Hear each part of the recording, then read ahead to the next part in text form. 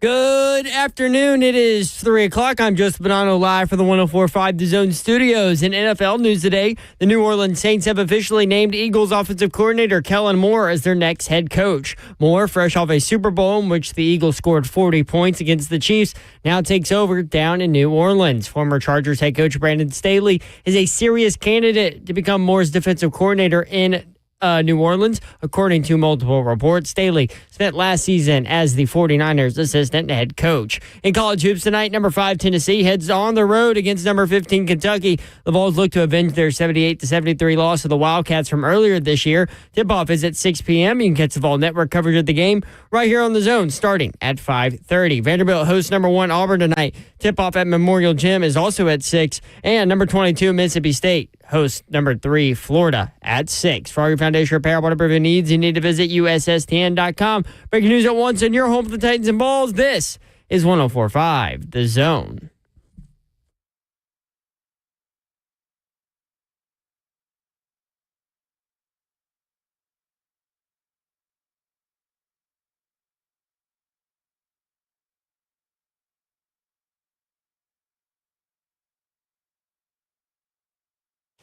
HL 104.5 The Zone. What up, Nashville? Britt Doherty with you on a beautiful day in the Music City. I know it's raining, but your feet hit the ground this morning, which makes it a beautiful day. I explain that ever so often. That's why I say it. Here we are on a Tuesday in the Music City. Dawn Davenport is here. It's pouring rain and cold. It's not beautiful, Mayor. Just saying.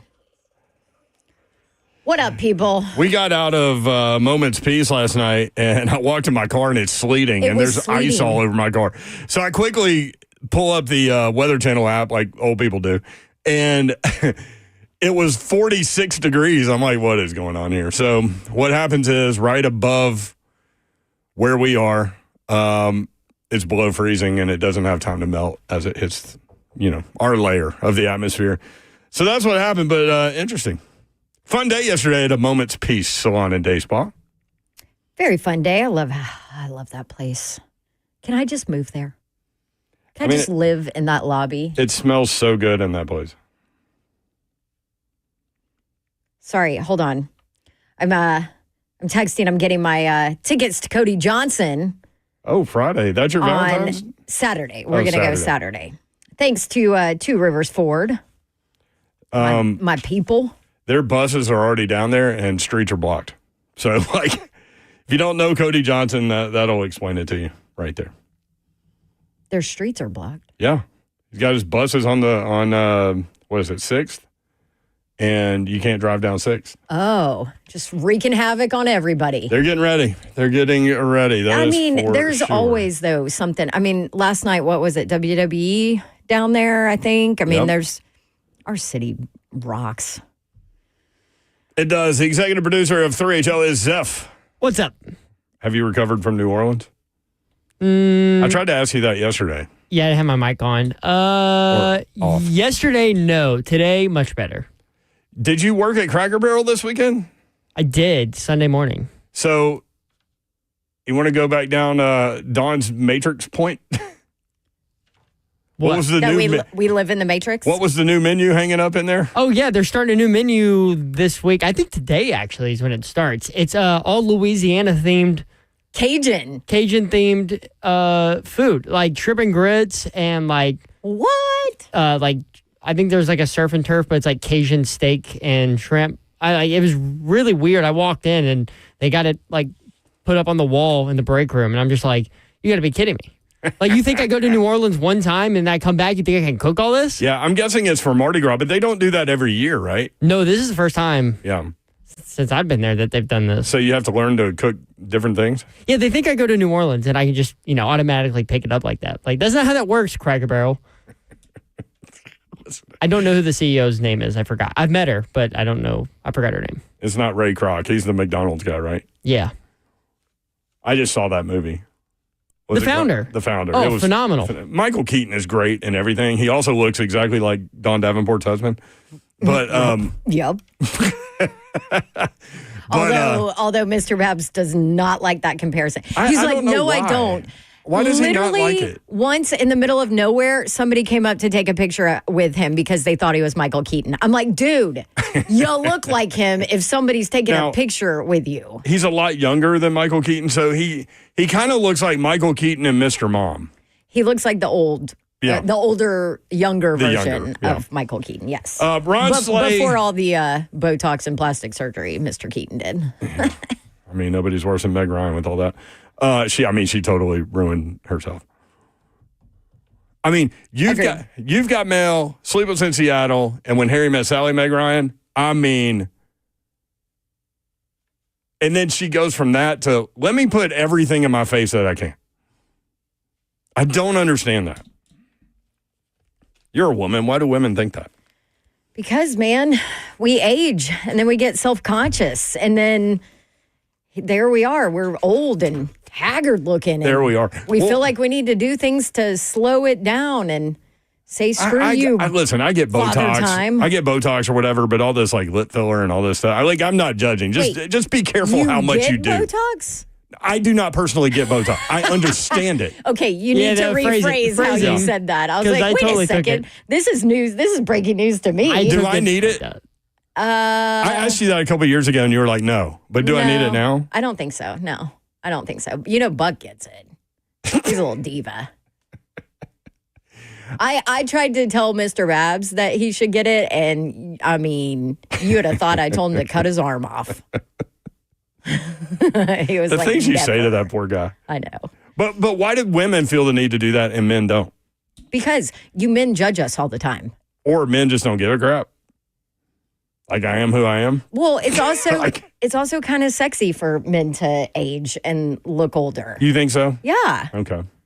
I mean, the little gray, the little salt and pepper, that's like, oh, wow. Like what a start to this Tuesday. Like George Clooney? Yeah, like George Clooney. Man, that's kind of sexy. And then for women, it's like, man, she's looking old. Bubba and Dixon says, I know someone for that mayor. DHB says, his wife. Buck Doherty. Coconut oil will change your life. $10 for a container. I might have to go drink some. Vandy Man AD2. You don't drink coconut oil. Oh, sorry. You drink coconut water. Coconut water. Yeah, that's my bad. That's good for you. Hydration. Vandy Man AD2 says, Babsy, how do you feel about tonight's game? We will get into that. There are two big games and some others in the SEC. If you want to watch the show live, YouTube, Facebook Live, Twitter, and Twitch. Twitch, please. Ron Slay is not in the building. No, stop. Stop it. What? I wish for trap game. Trap game for who? Oh, you didn't Auburn. say that over the air? No, I said it in here. Oh, look at you. I will say Auburn is a 9.5-point favorite. I'm kind of surprised by that. It's kind of a big line. I was thinking maybe 5.5. Mm-hmm. Memorial Magic's back, y'all. I mean, they've won 4 in a row there, 2 against top 10 teams. If Auburn wasn't coming off a loss, I would actually seriously think this was a trap game. But coming off a loss, they're going to be ready. Yeah. Yeah. Like if they had won. That's a good point. Minus the 9.5. At home. Yeah. That's a great point. Yeah. Now, Florida at Mississippi State tonight, Florida's favored by 1.5. That might be an avenue to look because Mississippi State's coming off that tough loss to Missouri in Starkville. Dylan says on YouTube, all of a sudden I want gray hair. Sexy, man. Bubba and Welcome Dixon to 3HL on a Tuesday, y'all. Said we will get Mayor, Mr. Babs, Buck, and Slay on Botox Day. I guarantee you, we are never getting Mr. Babs on Botox. Not getting me either. Zach, he will fight me. Listen, I'm not a big fan of needles. I don't know who is, except for like heroin addicts. But Zach says Auburn might drub them. I'm kind of there too. Mm-hmm. I'm with Zev. Zev made a great point. Auburn coming off a loss. Broom down low and outside. That guy. After he struggled. He did struggle. Mm-hmm. He missed some point-blank shots that, he normally makes all of them, and he missed all of them. 615-737-1045. You want him real quick at 3HL1045 on Twitter. Jim Wyatt coming up at 3:20. And that's our only guess. I think Slay's going to try to check in at some point. We need to get his take on Tennessee, Kentucky. I've got all kinds of notes on that game. Which we'll do in a little bit. But on a cursory level, number 5, Tennessee at number 15, Kentucky tonight. Tennessee favored anywhere between 3.5 and 1.5. I've seen 2.5 also, but there are multiple lines out there. So however you want to do it, shop around, as they say. 6 o'clock ESPN, and also here on 104.5, the Snowfall Network coverage of Tennessee at Kentucky begins at 5:30. That is when 3HL will leave the air. Dan Schulman and Jay Billis will be in the booth on ESPN. Molly McGrath on the sidelines. Tennessee ranked for the 74th consecutive week. That is the third longest streak in the nation, behind Kansas, who has been ranked 79 consecutive weeks. And the team that's been ranked the most consecutive weeks currently in college basketball, Houston. Kelvin Sampson. Oh, man. Got fired at Indiana for something that's completely legal now. Hey, IU people, ask Buck what he thinks of Kelvin Sampson. Ask Mr. Babs. IU people hate that man. Did I Do tell they hate you? Mike Woodson worse? Probably. Yeah. It's probably about the same. But they feel like because of the timing and all of that of Sampson that he set that program back big time with what he did. And yes, I mean, obviously with NIL nowadays, it's a different story. But so I'll tell you a funny story. Remember when I went to the award ceremony when I won the Tennessee Sportscaster of the Year. Mm-hmm. So they have like a 3-day weekend where you go celebrate and get to hang out with your peers and this business and all of that. And the table that we were at for dinner, Mr. Babs came with me. We made a weekend of it for the award ceremony. So the table for dinner, Kelvin Sampson was honored as well. We look at the table assignments. Yeah. Guess who we're sitting with? No kidding. Kelvin Sampson. He was right. He sat right next to me. And I just kept looking at my husband thinking, this is the funniest thing I have ever experienced in my life. Because he looks at the table assignment. He's like, what? I'm like, oh, we're sitting with Coach Sampson. He was like, you hear that evil laugh? This is my hell. That's her sinister laugh. This is so funny. It was awesome. The sinister guy in the cartoons back in the day, like that's funny. So I ripped him beforehand too. I was like, "Don't you say a word about IU? Do you understand me?" He was trying to figure out a passive aggressive way to do it too. He was. He was. I know him. Yes, I know him. I made sure that he did not. Larry in Charlotte. Larry, what's up? Hey, man, I was just want to let y'all know y'all was talking about the Botox. Yeah, the Botox. Do y'all know what that's derived from? Toxins? Yeah, it's derived from the most venomous creature on the face of this earth, the box jellyfish. Oh, there you go. Yeah, because it paralyzes your muscles. Right. So if you get stung by the box jellyfish, you can't move. That's right. It's a neurotoxin. That's what the venom is. I didn't know if y'all knew that. I just wanted to share. Oh, yeah. No. I know like half of Larry, things. I know all about it. I know what I'm injecting in my forehead. How many needles is it? Is it like little needles like acupuncture or? No, it's just one needle that they do. I don't get a lot because I don't want to look fake. Yes, please. So I just do it to where I don't have like these really deep lines, and I just do my forehead. But so it's just one, and like the gel just fills in. They do different. They hit it in different spots. I don't like how you describe that. Yep. I mean, I remember the first time I got it, I was terrified. Yeah. I'm like, I'm putting toxin in my forehead. Yeah. Yeah. It's crazy. Everybody does it. The things women do, right? Yeah. And some men, I guess. The closest SEC program to that 74 in a row for Tennessee, the closest SEC program is Kentucky at 36 consecutive weeks. The previous longest stretch for Tennessee was 37 straight weeks from Slaves teams. March 1999 to February 2001. They doubled it. Doubled the record. 74 in a row. And it ain't going away anytime soon. Like it all this year, I guess. Unless they just drop their last 7, which... I wish you hadn't brought that up. All right, when we come back, Jim Wyatt, we'll check in. What did he learn more about the Titans that he didn't already know when he went to the Super Bowl and started talking to people? That's next. 3HL 104.5 The Zone.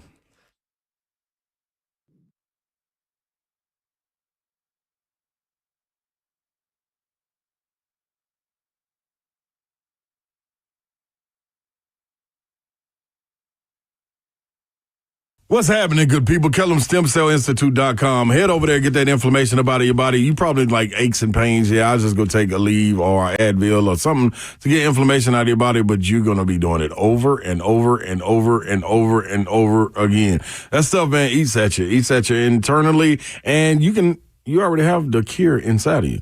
All you got to do is harvest it. That's right. Your body, your cells, your solution.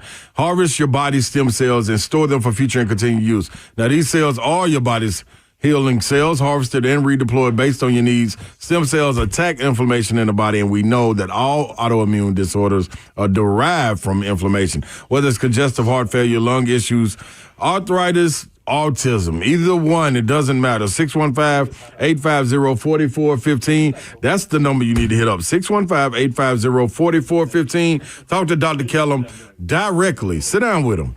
Only can do that at KellumStemCellInstitute.com.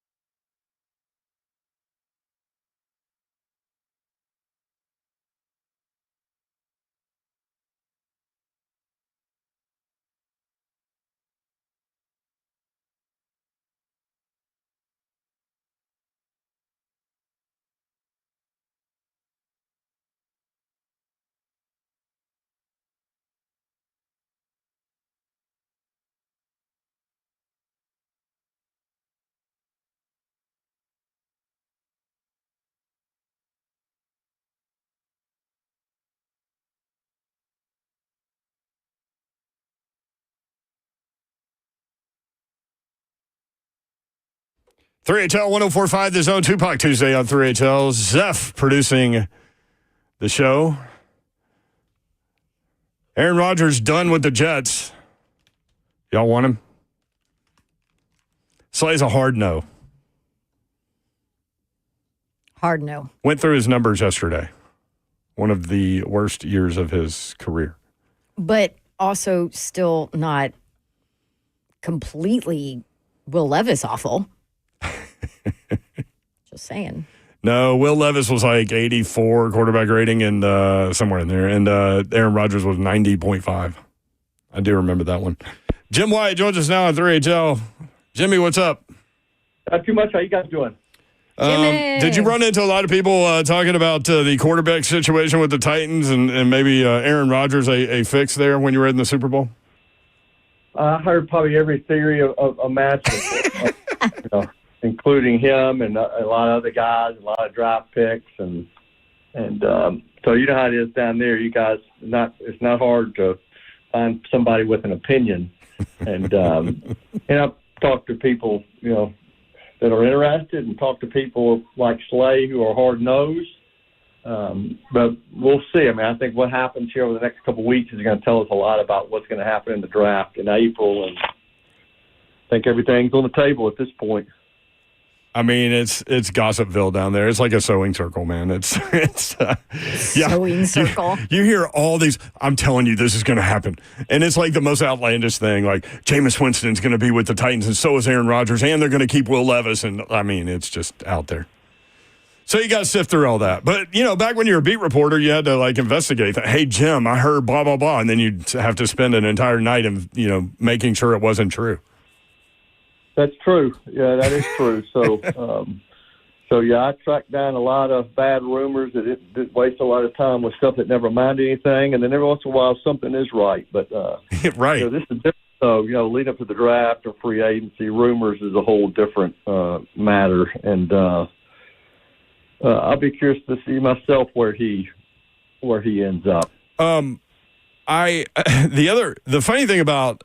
Well, to me, probably not to you, but when you were a beat reporter for the Tennessee Titans, covering the Tennessee Titans for the Tennessean, it seemed like every time you went out of town, like a major story happened. Yeah, and then I realized the reality is something's always happening. It just wasn't when I was on vacation. That's just one of those jobs where if you're obviously some stuff develops and it's news, but then if you're a beat reporter who's aggressive and tries to dig out news, and you're going to uncover stuff yourself that way as well. So there's never really a quiet time. Believe me, there were a whole lot of family vacations where that were interrupted by work, and I remember one of them, Travis Henry, traded to the Titans while I was in Hawaii with my family. I remember. So not only are you out of town, you're 5 hours behind too. Yeah, I remember being in a West Coast trip. Well, I think I was on an 8-9 day trip with my family. I think something happened every day on that trip, and I was writing stories off of that. And there's just never really unfortunately, it's the good and the bad. I love what I do, and I love covering the Titans. And back when I was a Tennessean, I loved trying to break news and calling agents and calling people and trying to figure out what's going on. And my problem then is I never could turn it off. Even when I was on vacation, I still felt like, hey, I didn't want to get beat. So I'd sometimes have people cover for me, and I just didn't have faith that they were going to be able to track it the way I did. So I ended up always making those calls and doing it myself and working while I was gone. And just because I knew if the Tennessean got beat on the story whether I was on vacation or not, it was going to come back on me. So that's one of the reasons why I'm not in that job anymore, because I never could turn it off. And I still don't turn it off, but it is different now. At least I know more of when it's coming. And the reality is sometimes when news breaks down, I'm with the team, we're several days behind because you got to go through the paperwork signing process, and Sky's taking a physical. So I'm behind some of the times now, not because I want to be, but that's just the way it works. Yeah, the Titans were like, God, we're tired of Jimmy breaking all this news on our franchise. Let's hire him away. Come over here and work, and we'll pay him. Exactly. The thing about Hawaii, though, like if something breaks and it's like 9 in the morning, it's 5 in the morning there. I know. Oh, yeah, it's true. I mean, I think about people that cover the beat from different time zones. Like, I think the West Coast. If you're a West Coast guy, especially during free agency time, you're probably having to wake up at 3, 4 o'clock in the morning just because stuff starts happening on the East Coast. 6, 7 o'clock in the morning, and you don't want to be behind. At least you can turn it off a little bit sooner and get some sleep because you figure it'll get quieter as the night goes on. But if you're in Hawaii trying to keep track of what's going on back in the States, it definitely makes it challenging. All right, Jimmy, you talked to Will Levis at the Super Bowl, and I want, obviously, a lot of people have read, watched your video of what he had to say, read what you wrote about him, but I want your take on kind of what you felt mentally, Will Levis, where he is right now, knowing that the Titans are going to go looking for a quarterback.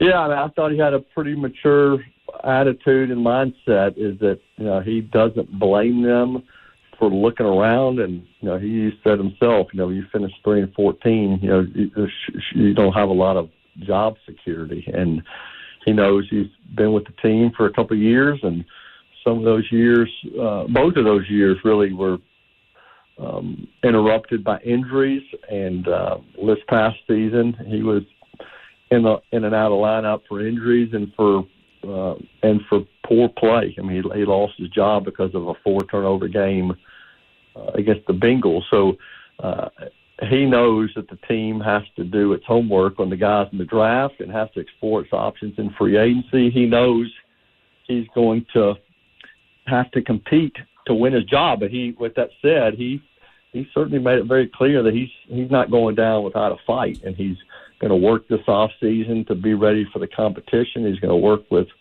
out in California with Jordan Palmer, and he's going to get himself mentally and physically right to kind of come back here and prove himself to new GM. But he doesn't even know what the landscape's going to look like. Whether he's going to be competing with the draft pick, whether he's going to be competing with the veteran. Who's going to be. What I thought was as interesting as hearing him was talking to Mike Berganzi and Brian Callahan at the Shrine Bowl and the Senior Bowl, and Berganzi said that he's going to give Will every opportunity to win the job, and had some pretty interesting things, I thought, to say about what he thinks of his athletic ability and the fact that he's had to deal with so much change around him. He's looking forward to kind of meeting him and seeing what he's about. So, I mean, I know that this is the time of year where that's kind of what you say because you just don't know what's going to happen. But I definitely think that Will's going to be a part of the mix next year, but I don't think anybody knows what that's going to look like exactly. Yeah, well, obviously he's still on a rookie deal, so and not worth a whole lot as far as trade value goes and all of that. So that makes sense. But I am curious from a quarterback standpoint. Just fill everybody in because. What the Titans do in free agency obviously will affect what they end up doing in the draft and what you kind of see if they do anything in free agency. But what are the dates where everybody kind of needs to look at everything and pay attention and see what kind of moves the Titans could make? Yeah, I think look at my calendar now. I think free agency starts March the 12th, I believe. That's right. Okay. Yep. Yeah, so I mean, and you can begin negotiating with players, obviously, 72 hours before that. You guys know how it's been around here the last several years of free agency. A lot of these moves start to get reported earlier, at least who's in conversations. And, if a player's cut before then and is available, then some stuff could happen even before free agency starts because those guys are free agents at that point and not still under contract. So I guess a lot remains to be seen from that standpoint. But and then if the Titans are quiet at quarterback, then I think that's going to tell us a lot about what could happen in the draft. So there is a portion of the Titans fan base, needless to say, that quarterback is what we're all talking about, right? There are some members of the Titans fan base that have brought up Marcus Mariota. Taylor Lewan did. Yes, well, of course, Lewan did. But he went strong in on Mariota with us. Yes, and we're watching NFL Live, and now Travis Hunter has now been switched and is projected to go first overall to the Titans, and that changed from Cam Ward 2 days ago. So this is where we are. But Marcus Mariota, how do you think the organization, all of that, would view bringing back a player like that obviously was loved but didn't get it done? And under a different regime, different coaching staff, different all of that. I'd say there's no way that's happening. There you go. Thank you. Jim Wyatt at JWyattSports, Jimmy, let's talk about the front office that the Titans have put together. We talked with Ian Rappaport from the NFL Network. NFL.com, sorry. And he said, I'd have a hard time finding a better front office in the league than what the Titans have put together. Is that kind of the vibe that you've gotten from people talking to people down there? Yeah, I mean, I didn't know he said that. I thought that's pretty interesting hearing that from Ian because he certainly knows the league very well. Mm-hmm. I mean, I obviously, the people I talk to, and that would include Andy Reid and including Brett Veach and including Clark Hunt. I mean, they all raved about Mike Berganzi, and you wouldn't expect. That's felt like it is. I mean, those guys are not going to trash a guy that used to work for them, but you can tell that they were genuine in their praise of him and just what he's meant to the Chiefs over the last 16 years. So that was neat hearing that. And then other people just across the league, you're exposed to so many people at these league events, and from the Shrine Bowl to Senior Bowl to the Super Bowl. I mean, not just people that cover the teams, but and cover the league, but people in other organizations or have dealt with him in the past all rave about Berganzi. So I definitely think that was a great hire, and then to go out and get a Ziegler who has a good reputation and get Reggie McKenzie, who's done it for a long time, has a good reputation. I think what is impressive is just the experience that the team now has in making some of these decisions. And, and to hear Thomas Dimitroff rave about Chad Brinker and what he brings to the table, too. I know people have said a lot of things about the structure and just the dynamics in the building now, and want to discredit certain people because of that, but somebody who is actually in the know and was interviewed by the team and has a history with some of the players here, to hear them rave about somebody, that means more to me than what Dave on Twitter has to say. So, I mean, Brinker, I think, has developed some pretty good relationships himself, and again, he's going to let Berganzi work. But to have Chad Brinker and to have Reggie McKenzie and to have Dave Ziegler all part of that, yeah, I think it's good. And Ian knows more about the landscape of the league than I do, so that's impressive to hear him say that. Jim Wyatt at J. Wyatt Sports, some local guys, a couple of former Vanderbilt players with Super Bowl rings now, Kari Blasingame and Oren Burks, Reed Blankenship from MTSU, a couple of former Titans, A.J. Brown, who's Kyle Phillips. Kind of some cool local storylines there. It was. Yeah, it was fun to see those guys during the weekend. It was fun to see those guys in the locker room. I can tell you it was quite a celebration in there.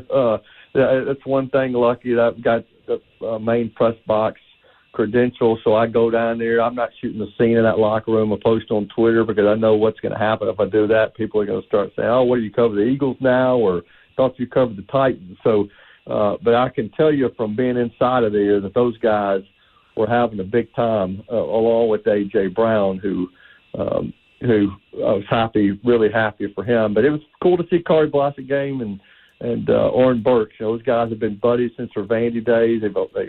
They were there together, kind of holding the trophy. I think Oren was drinking an Olipop instead of the champagne, but he was having a big time. And then Phillips was keeping a low profile in there. He's on their practice squads. It was good to see him. Yeah. Good to see Jason Michael, a former Titans assistant, in there, and Bobby King and Jeremiah Washburn, the son of Jim Washburn. Of course, I mentioned AJ. Yeah. So, yeah, there were a lot of local ties, former Titans that were having a big time and certainly worth congratulating. What a career for Corey Blasingame. Didn't he come to, if I remember correctly, he came to Vanderbilt as a linebacker, right? And then they moved him to fullback? I think that's right, yeah. Like for Derrick Henry, and certainly he's paid his dues. He signed with the Eagles late in the year, played in that game on Sunday, and he's always been one of my favorites. He's just a nice young man, guy that's really worked hard to put himself in the position he's in. So, yeah, it was cool to see all those guys. You headed over to Memorial. Vandy hosts the number 1 Auburn. I am going over there. So War Eagle. Yeah, it should be Auburn's got it. Auburn stayed number 1, or they dropped it 2? No, they stayed number 1. Okay. So we'll see. They got a good team. Yeah, they do. You're right. Maybe they've already got a win over them in football. Maybe they can get I them back. knew that was coming, Jimmy. See, this is how Jim works. He's like the nicest guy ever, so he just subtly drops the shots. Yeah. Auburn a 9.5-point favorite, but I made the point, man. Memorial Magic seems to be back. They've won 4 in a row too against top 10 teams. So here comes number 1. It's true. So, I mean, Auburn's got a heck of a team. If I have to hear some grief walking out, I can always give them a wait to football season on the way as a parting shot. Yeah. Well, as Zeph just pointed out in my ear, we had you on right before they played Alabama in football, who was ranked number 1 at the time. And that is true. That is true. You predicted a Vanderbilt win correctly. I'm always predicting Vandy wins, though, whether I believe it or not. Yeah. Yeah, for a while you were always wrong. So damn. That's all right. That's all right. We're going to let him bask in success. All right. Well, have fun, Jim. Appreciate you, man. Okay, appreciate it. I'll talk to y'all. Jim Thanks, Wyatt Jimmy. at J Wyatt Sports, TennesseeTitans.com. Aaron Rodgers done with the Jets. Y'all want him? Odds on the next team, and one of the things that the Jets reportedly told him if he was going to come back that he had to not do anymore. Interesting. That's next. 615-737-1045. You want him? We'll be right back.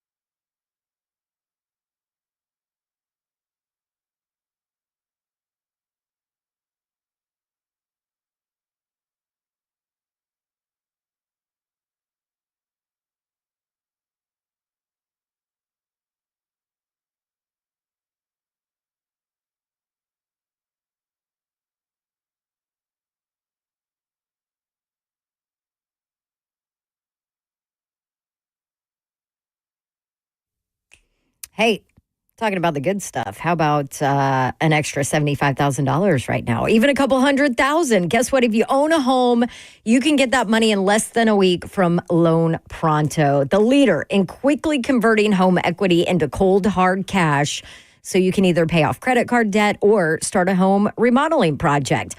Loan Pronto has several easy options. There's virtually no paperwork, no cumbersome process, no junk fees, and often no appraisal. We didn't have to have an appraisal whenever we got cash out. The average homeowner now has over $300,000 in equity, and that is your money. Use it. One client got $150K out, paid off all their credit cards, 2 car loans, and a personal loan, and then cut their monthly expenses by $1,500.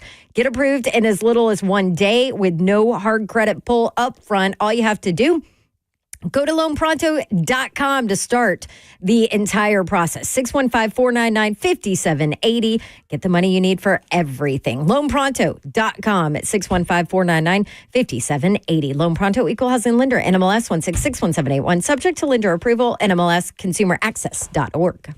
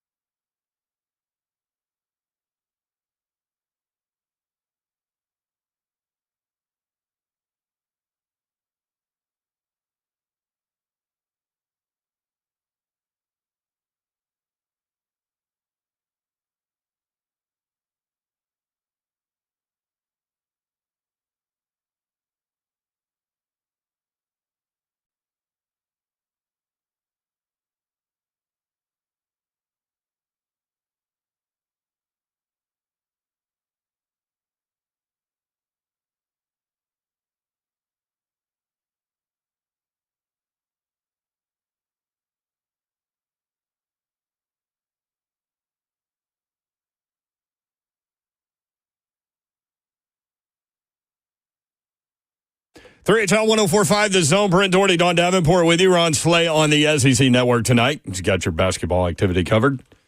Coming up tonight, Tennessee at Kentucky, 6 o'clock on ESPN. Tennessee a 2.5-point favorite.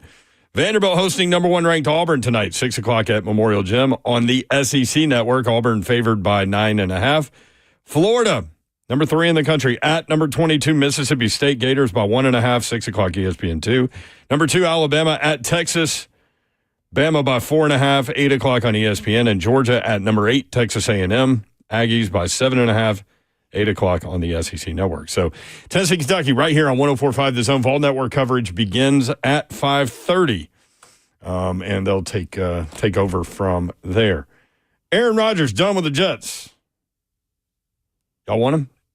615-737-1045. No. Wow. Yeah, no. You're a hard no. Slay's a hard no. I'm like, now, granted, part of my opinion about it deals with the fact that I do this job for a living, and that would be phenomenal to have that guy in this market. Mm-hmm. Always talking points there. Babsy, where are you? I'm in the middle. Yeah. I would be okay with it if you also drafted a quarterback so that your rookie quarterback could learn. I would only be okay with it if Rodgers comes somewhat cheap. I know he's not cheap, but somewhat cheaper, right? He's not going to be cheap. And what's he going to go for? I don't know. I hate how he talked like that, like it's not a person or something, but you know what I mean. It's the business. He is a commodity, actually. Yes, So, Spot Track put out Kirk Cousins would get $40 million a year. Seriously? Uh-huh. So where would Aaron Rodgers be?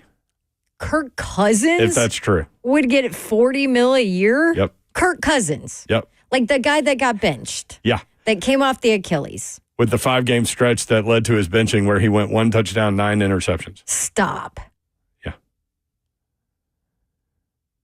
What are we doing? Overpaying people. This is what I'm saying. Why are we overpaying mediocre quarterbacks? Because they have 32 options, basically. There should be a bridge quarterback number, and it ain't that. Like Sam Darnold and $40 million a year for 1 year. $40 million for Kirk Cousins. Well, no, it'd be a multi-year deal that averaged out to 40. That's what I read. Look, Aaron Rodgers is coming off one of the worst statistical seasons of I went through it yesterday. Of his career. One of the worst statistical seasons of his career. Yes. But he's a freaking Hall of Famer. But he's going to be coming to a team with a much worse roster than the New York Jets. Right, that's but fair. like if he's coming off one of the worst statistical years of his career, doesn't that not signify decline? Exactly. And then you pair it with a terrible roster and the Tennessee Titans. Do you expect him to do anything? He's 40. Can we step back? Yeah, we're stepping back. I don't think this roster is in as bad a shape as everybody's making it out to be. This Titans roster. Do you?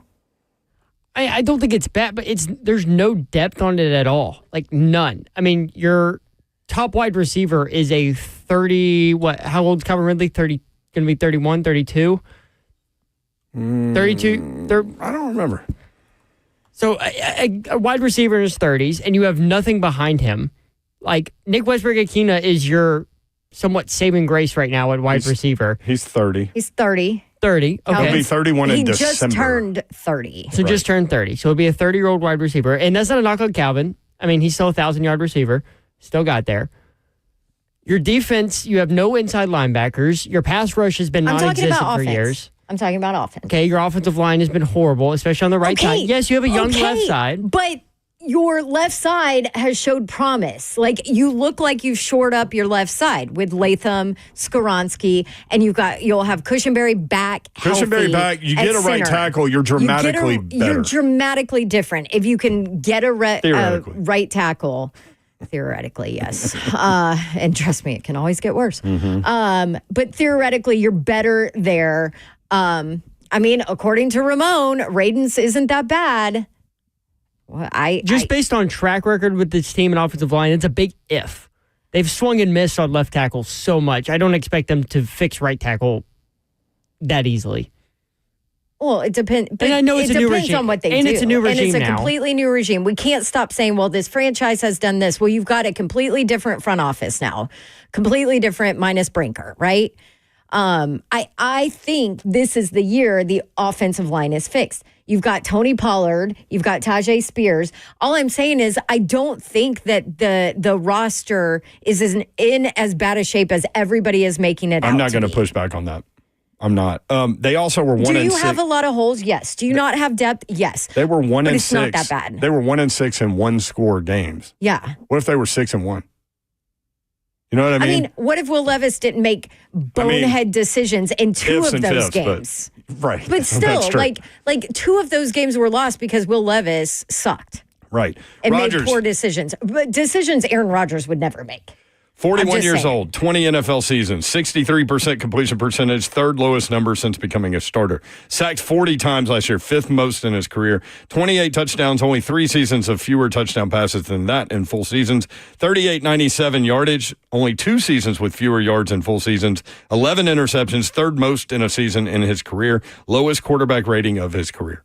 Here is the other thing I also think is overlooked. I think Brian Callahan was in over his boots last year. And I've heard in over shoes, in over skis, in over boots. I like it. I don't know. I was trying to remember what it was. Yes, I have my rain boots on. That's why I went that. It's pouring outside. In over his rain boots.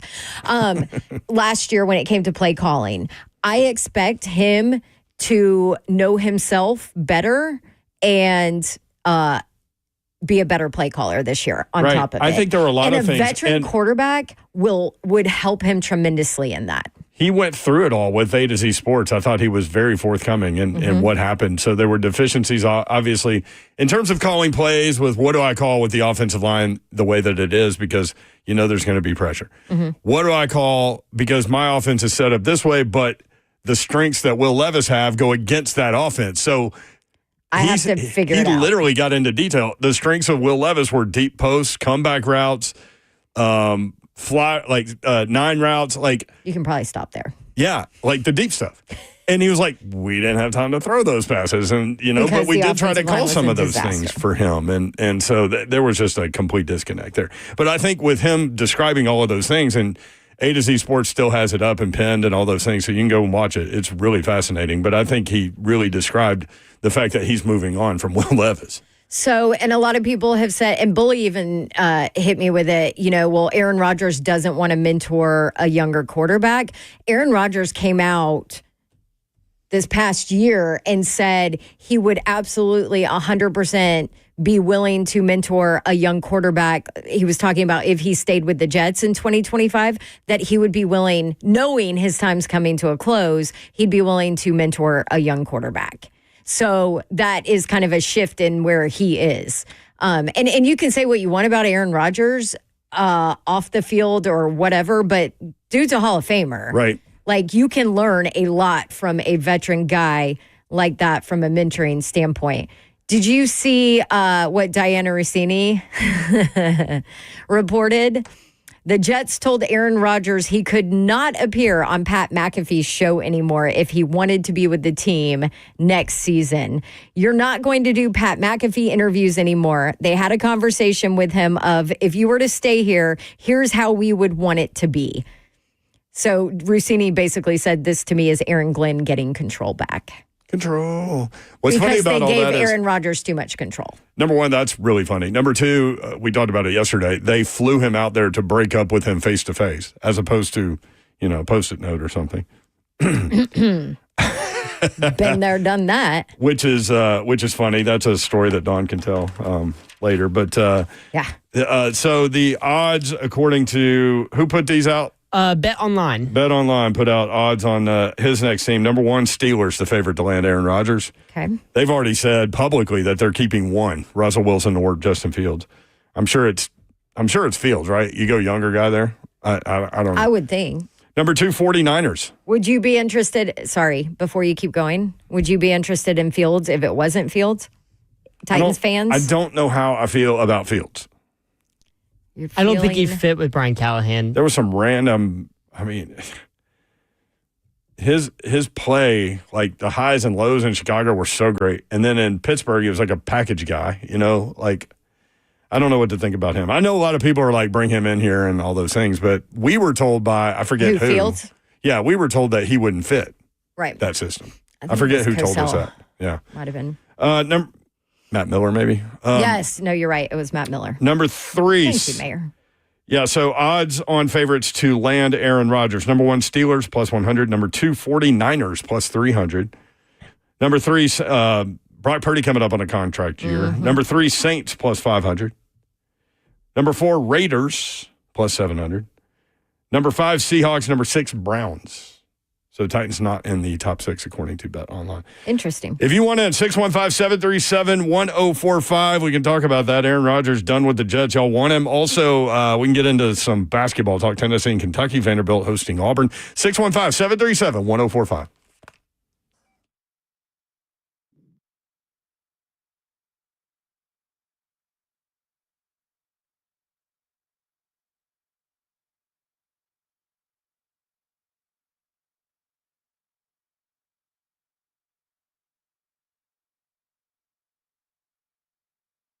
I want to tell you about my friends at Brentwood Jewelry. You need a jeweler in your life. Go introduce yourself to the Mama League family, and they'll be friends for life. They'll be able to help you with all of your gifting responsibilities throughout the course of the year. You can check them out online, BrentwoodJewelry.com. That's BrentwoodJewelry.com, 7012 Church Street, in the heart of Brentwood, just off Franklin Road.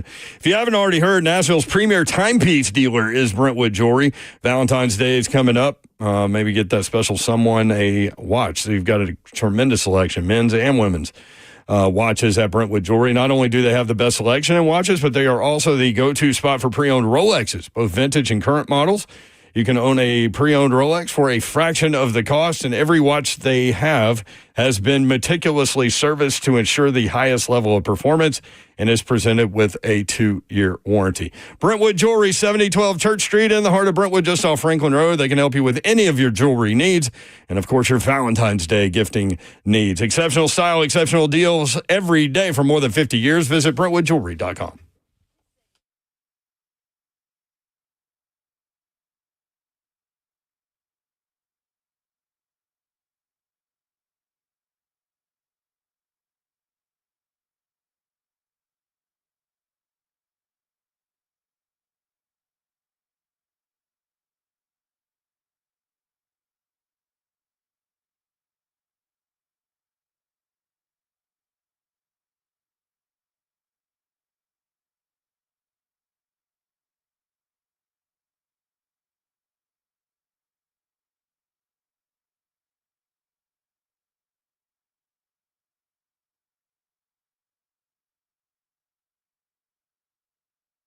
I love living in Middle Tennessee. We've got great restaurants, entertainment, sports, and one of the nation's top Ford dealers right here in our backyard.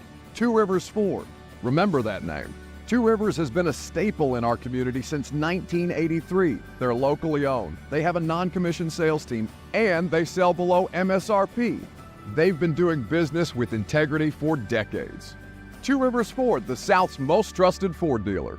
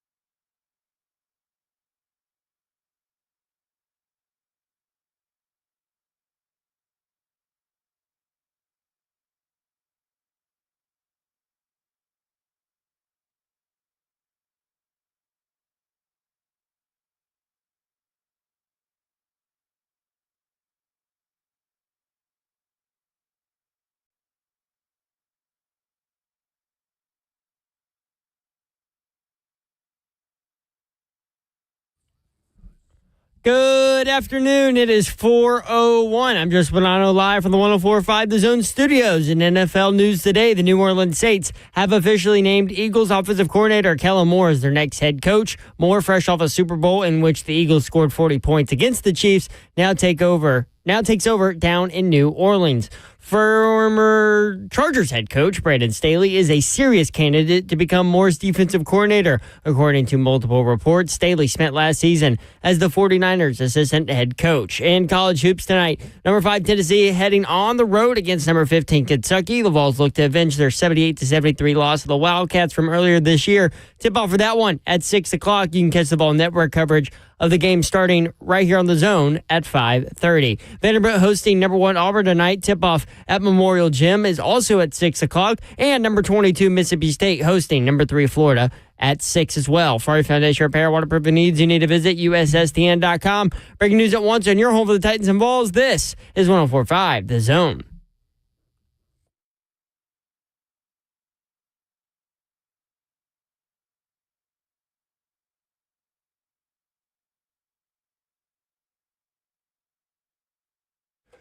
Three HL 104.5 The Zone. Britt Doherty with you on I always say it's a beautiful day in the Music City. It is. I know it's questionable. It looks awful out there, man. It's questionable. Looks like a Scooby-Doo episode. It's just dark and kind of dreary. Like in the movie Clue. Dark and dreary. Dreaded. Don Davenport's here, y'all. Uncle Bob on YouTube. Don rocking the 3HL hat. Looks like a SWAT team member. Badass. That's right. I think one of the times I wore this, I don't know if you remember, Brad Willis was still here at the station, and I had on a black sweatshirt, same thing, and I looked like Janet Jackson. Yes. And so, in the Rhythm Nation video. And so did we reenact the Rhythm Nation video with me as Janet? Hell yes, we did. Yes, we did. You got to find that, Zeph. It's pretty, it's pretty spectacular. Don Davenport, man. She's got tricks. Vandyman AD on YouTube. That's what you got to love about 3HL. You not only get sports talk, but skincare information. That's true. In the first segment, we talked about Botox. Ray, we're here for you. Thoughts on Matthew Stafford? I don't think he's leaving L.A., despite what his wife says. What do you think? Meh. He's 37 years old. He's in his 16th season. Yep. I don't think that would be his choice, but who knows? And they just got rid of his favorite target. Yeah. Yes, they did. Saints hiring Eagles offensive coordinator Kellen Moore, former Boise State quarterback and Dallas Cowboy offensive coordinator. I knew that was happening. As their head coach, poorly kept secret. He is 36 years old. He is now the youngest coach in the NFL. Sean McVay just turned 39. He was that guy for a long time. He took the Rams job, I think he was 31. Took it 8 years ago, I think. 615-737-1045. We were talking about Aaron Rodgers being done with the Jets. Y'all want him? Odds on next team. Number 1 landing spot, Steelers, plus 100. That's not bad if you keep Fields, right? Like, because then you go Aaron Rodgers starter, Fields still the package guy, develop him. Makes sense. 49ers, Brock Purdy in a contract year, so you bring Rodgers in, you get rid of Purdy, I guess. Right? Mm-hmm. Saints appear to be like wanting to keep Derek Carr now, but they're third on the Aaron Rodgers most likely to join the team list. Raiders, of course, they've got all kinds of quarterback issues at number 4. Seahawks and Browns. 615-737-1045. He's done with the Jets. Y'all want him? Tommy in Nashville. Tommy, what's up? Hey, thanks. I think if you're a Titans fan and you're thinking about wanting Aaron Rodgers, it's a must that you've got to watch that Netflix series about him. Yeah. I know he's a Hall of Famer. He won 1 Super Bowl, and he should have won a lot more. And I'm big in intangibles. I mean, this guy, the older he gets, the more he knows. He hasn't talked to his family in years. He's dogged his brother. And one of the reasons he got in trouble in Green Bay is when things are going good, he's fine. But when you're losing, he wants to be the head coach and the offensive coordinator. Brian Callahan would go nuts because Brian Callahan wants to call the plays. And if Aaron Rodgers were here, Aaron Rodgers would be calling the plays, not Brian Callahan. So I just think that would be a terrible idea. But I'll hang up and listen. Thanks. The biggest problem I have with the whole Aaron Rodgers thing is, like, he kind of alluded to it. Like, he would want to bring his guys here. You know what I mean? Mm-hmm. Like, he helps fill out the roster with A-Rod guys. So that part of it, I'm like, I mean, and honestly, that's where Slay goes hard no. It's because, like, he comes in and wants to change the dynamic of the whole thing that you're trying to put together. And he wants control. And when he met with the Jets, that's part of that, I think, control where they were like, you're not doing McAfee anymore, you know, if you want to be here. That's funny that they told him that. Mm-hmm. So, you know, when you tell a guy that, like, he's like, okay, I'm out. You know, you tell a control freak he can't do something anymore. Like, no. We're in control, not you. Yeah. That usually doesn't go over well. Eric and Franklin, 615-737-1045. Eric, what's up? How y'all doing today? Yo, what's happening? Good, Eric. All right. I do not want a grandpa for a quarterback. So it's like he needs to retire. Like, you've done your great job. It's over. You got to just call it quits, especially when you go to the Jets. That's the graveyard. You're going to the graveyard when you go to the Jets. At least it's always been that way for a long wrong. He ain't wrong. They haven't been to the playoffs in, 20 years? He is 41. I 25. mean, he could 25. He could be a granddad. I mean, age-wise. 41. So, yeah. So I'm like, who's going to want him? To be honest. Somebody will. Somebody will want him. Somebody will. That's the thing with these old veteran quarterbacks, and they'll pay him more than he's worth. I mean, somebody's gonna get Kirk Cousins. Thank you, Eric. I don't know about for that number, but whatever. Yeah, I need to Somebody look that will back give up. him a chance.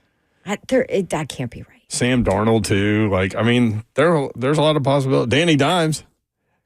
Slay sold me on that one. Listen, I'm down with Danny Dimes. I don't know. Down with Dimes. Some of the Danny Pennies, some of the reactions on Super Bowl Radio Row were very entertaining when we brought up Slay wanting Danny Dimes. Who are we talking with? It was one of those analytics guy, and he rolled through a few of the veteran quarterbacks, and then Slay brought up Sycamore. And Slay brought up Danny Dimes. He goes, "Oh, I didn't think about that." And then he was like, "That's interesting. That might work." So Danny Dimes goes to like third chair in the Vikings world and totally disappears. People forget about him. How cheap is Danny Dimes? That's a good question. Because honestly, I know I give Slay a whole bunch of crap for his take, but I am dead set on the draft a quarterback, draft a rookie quarter. You know what? I'm dead set on draft Cam Ward. I'll just go there. Owners of the team. Thank you, You Zeph. playing stuff, Zeph?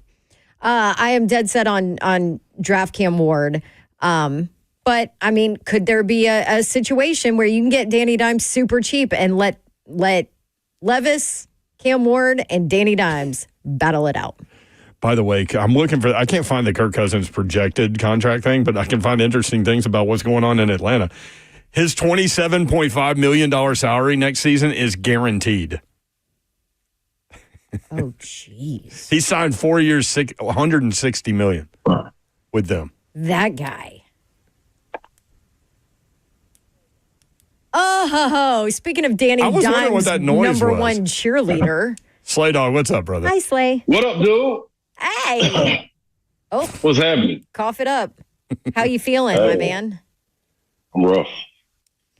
Y'all, all those germs rolling around Super Bowl Radio Row and all those bars we were hanging out at, the casino in New Orleans, they have gotten the best of Mr. Ronald Sylvester Slay.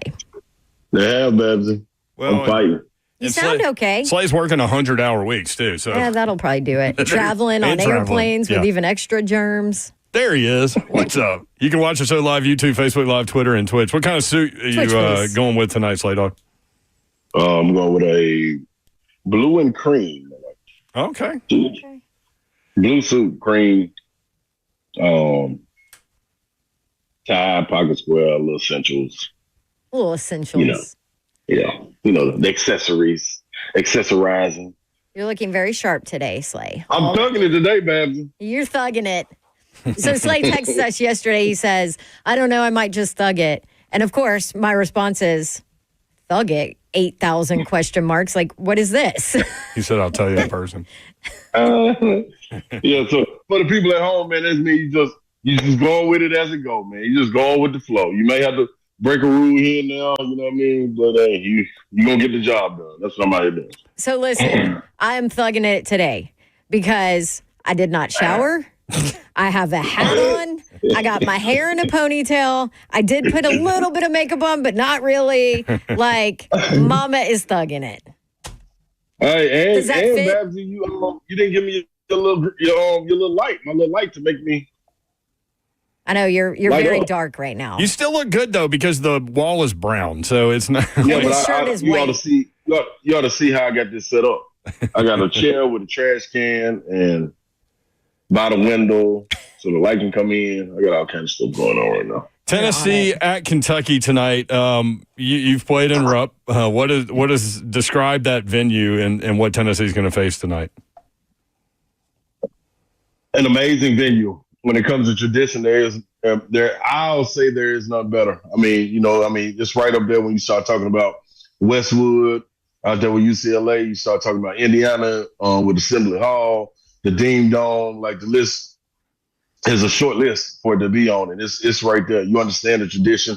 You can't get caught up in looking up at the banners, man. You look at them championships, you'll be on the opposite end of an 8-0 run, and it won't be healthy for you. So the good thing is you got Tennessee who's won in there before, a coach who's won in there before, and a team that should be feisty enough to want to get some get back the way it went down. So I think, man, they understand basketball, so the crowd will be loud.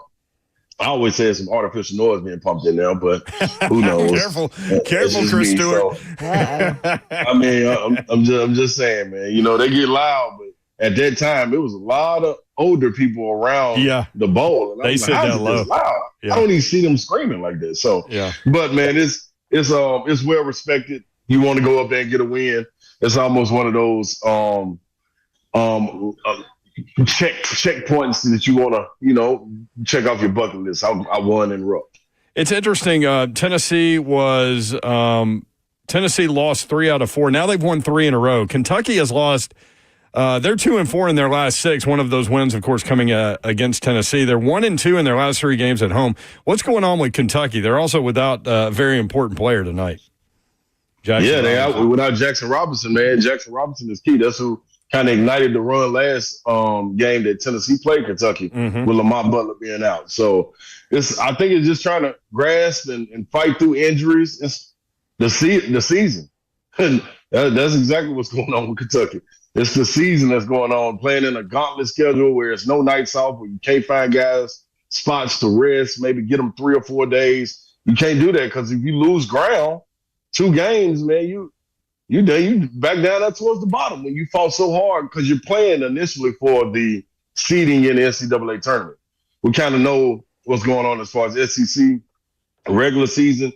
Right now, that's between Auburn, Alabama, Florida got a fighting chance, Tennessee, Missouri, A&M. Like, you need some luck to happen. But as far as the seeding goes, because your strength of the conference is so strong, you can get a really good seeding if you're 7-11. So you don't need to lose any ground in this conference. So Kentucky, the other part is defense. They don't defend anybody.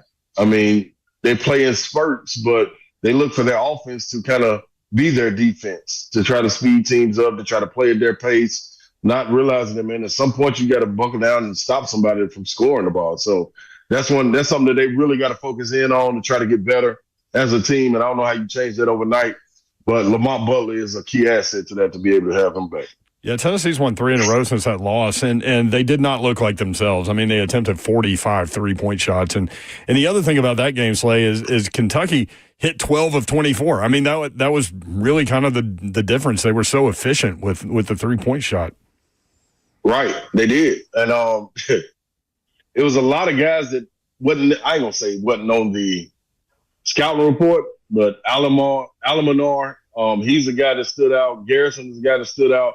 Also, Williamson being able to handle the ball in the front court and be like a point forward type, man, that's trouble. That's trouble. So you got to be able to handle all that. But Tennessee in a much better spot when it comes to shooting because they're taking the shots that they want instead of taking the shots that the other team is allowing them to take.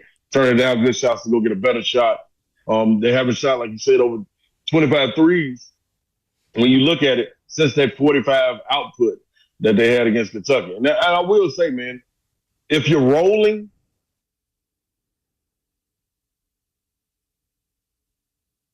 I think he froze. Slay Dog freezing down in Charleston. Yeah, I'm back. I always try to do that. If you're rolling, keep rolling, right? If you're rolling. But it's interesting, man, if they can be able to get back to who they are, that'll really be good. If you shoot open threes and you're making them, you can shoot 30 to 35 threes. If you're not making them, you need to be able to make the adjustment, and that's what they've done over these last 3 games. Because they played against some juggernauts when it comes to defense. Missouri can strap up and play defense. Mississippi State can play defense. Like, they played against some teams. Mm-hmm. Oklahoma, that was just, I don't know what. Tennessee came out on fire, and that's the thing. If Tennessee comes out on fire, that defense is always going to travel. That's the bonus. 14 of 16. They started 5 for 5 from 3.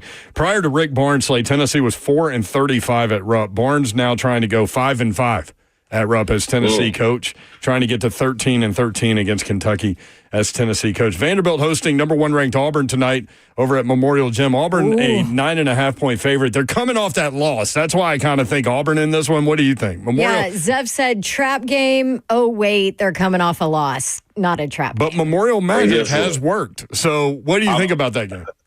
I played their card, and I was talking to my guy last night, Marquise Daniels, who's on their coaching staff, and I was like, "Dog, man, how your guys doing, dog? After that loss?" His exact words were, "Hey, man, this is the AAU generation. This ain't our era. These dudes will pass that loss as soon as the clock went off." I was like, "Wow." It was like, man, we would have been in the gym trying to look at film, trying to figure out what's going on. You know what I mean? Having team meetings and everything. He was like, "This is a totally different generation." They own to the next one. So all that hangover stuff that people are thinking about, it's not, this ain't that generation. So, I expect Auburn to come out and be Auburn. Yeah. Come out with a vengeance. They know how good Vanderbilt is. They like to turn you over, get steals, get out in the open court, try to muck up the game a little bit. Auburn's a group of savvy vets, and it's going to be difficult. This is going to be another case where I lean on the front court, with Janai Broome looking to get some get back against an undersized front court for Vanderbilt. Even though I love Jalen Carey, I love Mannion, I love McLaughlin. Those guys are 6'8". Janai Broome 6'10", 6'11", man, that can get busy if you don't double. So we're gonna see how his bounce back is tonight.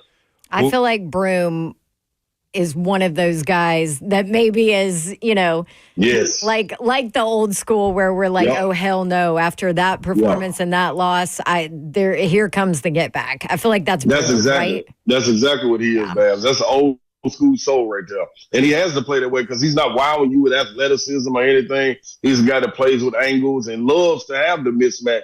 You're not gonna force him to speed him up. A lot of those shots that he took against Florida, he just missed. I mean, that was a good job defensively by keeping body contact on him and everything, but he missed those shots. Those are the same shots he's been taking all year long. So you don't change up anything, man. You just look to get back into the race, and I'm sure that's what Janai Broome will be looking forward to do. Slay, have a great night on the SEC Network, man. We'll be watching, brother. Man, no doubt, baby. I appreciate it, babe. Thanks for checking in. There he is, Ron Slay. Perhaps if you're watching, let me know if y'all see me if I'm nasally, so I can go blow my nose.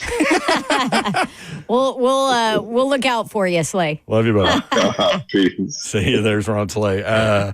Getting it done on the SEC Network. When we come back, I got some Tennessee, Kentucky notes for you. Got a note about Vanderbilt. Also, at some point, perhaps the biggest upset in sports history happened 35 years ago today. We'll get into that. All that coming up. Stay tuned. If you want in, 615-737-1045, 3HL 1045 The Zone.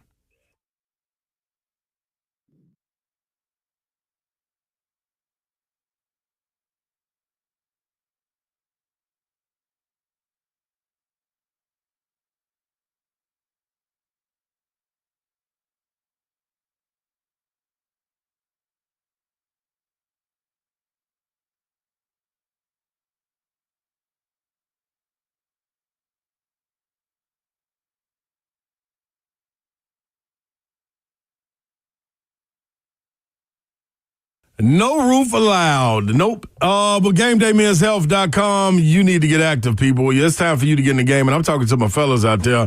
If you have an opportunity to get to GameDayMen'sHealth.com, all you got to do is call 615-898-9367. See how I took the excuse right out of it? You don't have to get there. You can just call or text 615-898-9367. Did you know that half of all the men would struggle with erectile dysfunction at some point in their lives? I'm talking about half of them. That doesn't have to be your normal, though. Nope. This is where Game Day Men's Health comes in. ED issues can be caused by any number of things. Could be testosterone, could be something else. Bottom line, you don't know until you go see Game Day. You got 2 different locations to go to, Green Hills or Hendersonville. Grab your phone, go to GameDayMen'sHealth.com. Top of the page, click Book Appointment. Pull up to one of those 2 locations. Name, phone number, and email address is all you need. That's it. Someone from Game Day will hit you up. In 15 minutes, you'll get your lab results back. You'll meet with a medical expert, and boom, you're ready to get to it. 615-898-9367 is the number. Get in the game today with GameDayMen'sHealth.com.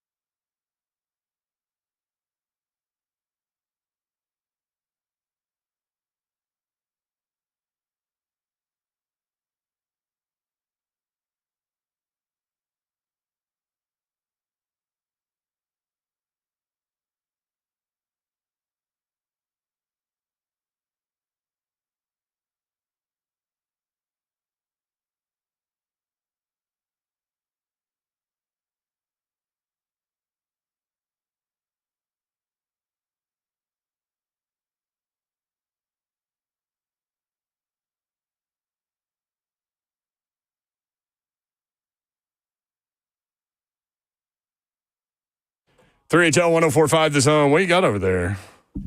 Oh, look at that. A cutting board. Yes. So, dude, it's freaking awesome. So Chop House is one of our advertisers, and they sent us, this is what I've talked about on our ads about for Valentine's Day. Like, and you know me, I'm like anti-flower girl, right? So do something that can be cooler or can last longer. And so Chop House made us, so their slogan is Etch Your Story. They made us a 3HL cutting board. That is incredible. How cool is this? So people that are listening, it has got the Batman building in it. It has the Batman. It has Nashville skyline behind it, the Batman building. It has our 3HL logo, and then it says Babs Mayor Slay. Stop. How cool is it? I feel like we need to, you know what? I'm going to use this as a charcuterie board, and I feel like we need to have a 3HL party now so that I can use my 3HL board. What do you think? I love it. Absolutely love it. Yeah. So anyway, chophouse.tpn.com is their website, and it would be a great Valentine's Day. So listen to this. They said, hey, if you want a board with Baby Bab's handprint on it, like just send us her handprint and we'll etch it into the board. That's so cool. Like very cool. So you could do like, they're really good wedding gifts too. But anyway. So thanks, guys. We love y'all. Brent Doherty, Don Davenport with you. The producer of 3HL is Zeph.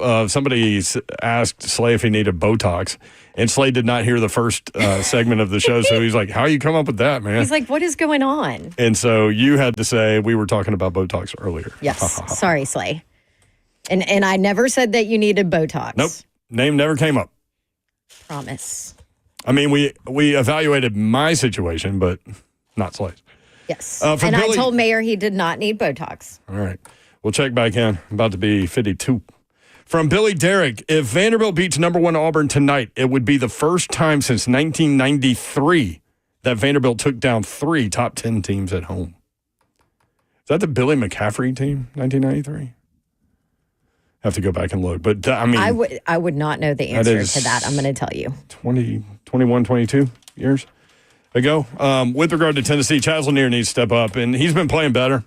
He's got it going. Scored 21 Saturday at Oklahoma.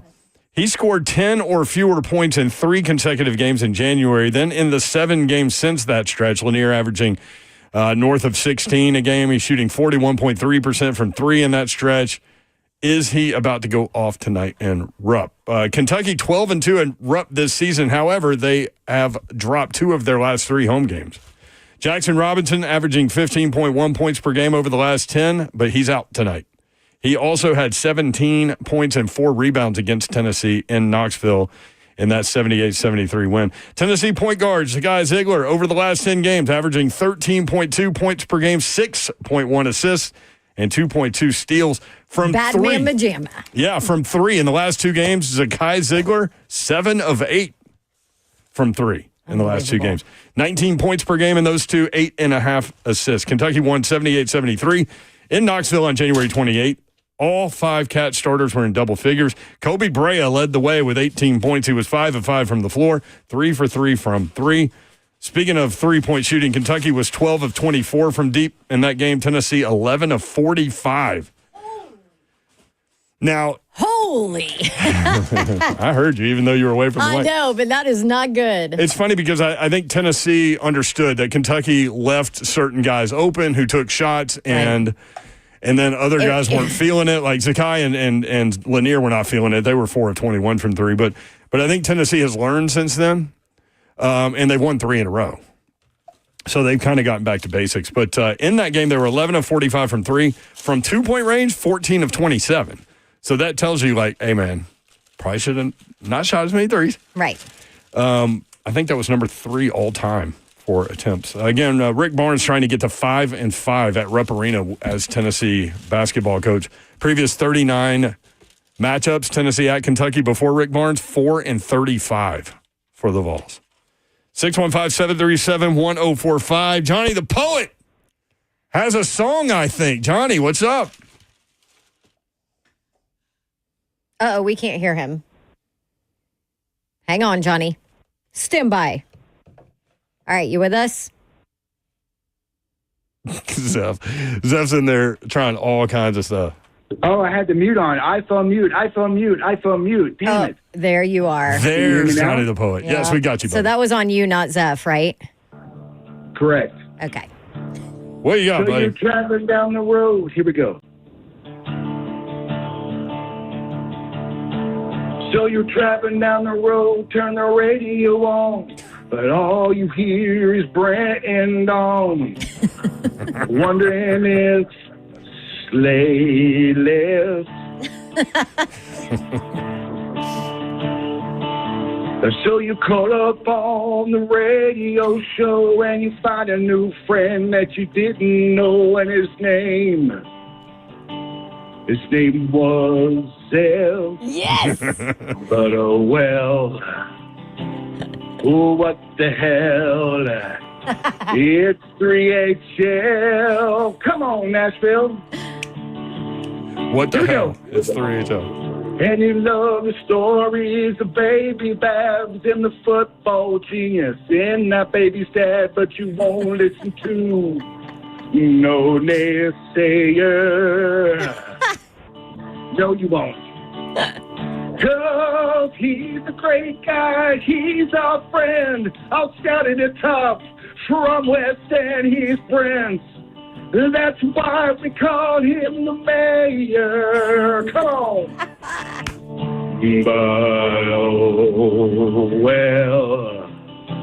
Oh, what the hell? Come on. It's 3HL. Come on, yeah. Here we go. It's our new theme song. So the reason for my call is that Jeff's a ball.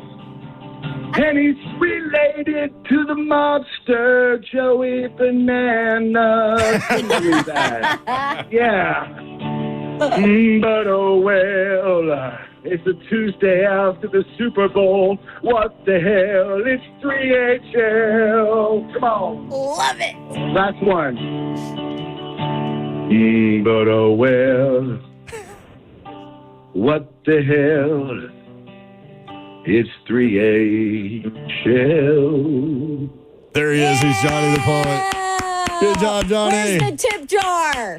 On I'm in. YouTube, Holly says, I love Johnny. I kind of feel like, what the hell? It's 3HL should be our new motto. What the hell? Whenever we do something wrong, we'll just say that. What the hell? It's 3HL. What the hell? It's 3HL. Whenever any of y'all do anything wrong, what the hell? It's 3HL. That's going to stick in my head. I mean, I'm not going to lie. That beat, that little rhythm, that's going to stick in my head. What'd you think, Zeph? You got some inclusion there. I know, that was awesome. I recorded that whole thing, so we're going to have that saved and be able to play it, whatever. We need a shirt. What the hell? It's 3HL. I got to hit my girl up. I'm on it. Where my girls at from the front to back? What the hell? Is this just going to be the whole rest of the show? It's just y'all singing this? No, we'll come back to life here soon. Back to life. I kind of want to bump back to reality. I kind of want to bump back to this at some point today. What is I think today, you should. Friday? Yeah, do it. Make it happen. It feels like Friday, but it's not. It's a Super Tuesday for college hoops. It is, and we're looking forward to it. Can Vanderbilt take down number 1 Auburn tonight at Memorial Gym? That place is going to be rocking, man. The answer is no. They cannot. I don't know. Stop. They've played well. I'm not going to bet against They've Auburn. won 4 in a row. They beat 2 top 10 teams. I'm not going to bet against Auburn, but I'm not going to sit here and say confidently that Vanderbilt can't beat Auburn in Memorial. Just because they've proven that they can beat anyone in Memorial. I agree. I forgot to ask Slay a basketball question that was brought up by our friend Blake Krieger. That's a really good question. Remind me to ask this tomorrow. Are you going to tell us what it is? Yeah, because I want y'all to be able to help me tomorrow to remember to ask Slay when he's here. Okay. He was saying that the officials are letting SEC teams, battle the hell out of each other during SEC games, right? Will that change when they go to the NCAA tournament, and will it affect how SEC teams play in a negative way? Like, will they be used to playing these combat physical games, and then they get to the NCAA tournament and it's called tightly? Like, could that affect all of these SEC. Lenardi has 14 teams in from the SEC right now. The record is 12 all time. I thought that was an interesting question. So I asked Slay about it. Like, how differently is it called in the NCAA tournament compared to league play? Because all leagues are called different. If you watch, It's the same in football. Right. Mm-hmm. Exactly. Yep. But like, if you watch, I don't know, Kansas and Iowa State, like it's called in a different way. Yep. But you get away with a little bit more in some leagues. You don't get away with things in other leagues. The SEC, they let everybody hammer each other. All right. Remember that, Zeph. That's for tomorrow for Slay. You on it, Zeph? All right. 615-737-1045. When we come back, perhaps the biggest upset in sports history happened 35 years ago today. We'll get into some details about that next. 3HL 1045 The Zone. What the hell? It's 3HL.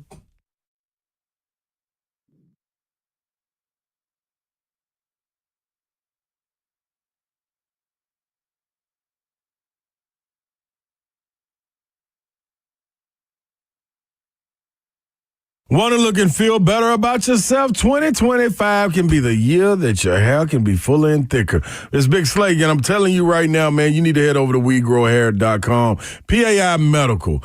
They help you get your confidence back. Yeah, we grow your hair back. It was the biggest confidence booster that you could have. If you're looking in the mirror and you're like, man, I'd love to have a little free flowing up there, but I ain't got it. I got a sunroof that's tilted open. You can stop that. Yeah, call them right now, 615-376-6010. We grow hair right here in Nashville for almost 30 years with proven solutions that work. No one else in Tennessee has the ARTAS robotic FUE procedure, and We Grow Hair's high-density hair transplant that give you 2 times more hair in one procedure. Now, I haven't used that one, but I have used the 45-minute laser and PRP treatments for men and women. You get in there, sit down, boom, knocks the workout, get on out of there, man. It's that easy. Call them right now at 615-376-6010 for your free consultation right now at WeGrowHair.com.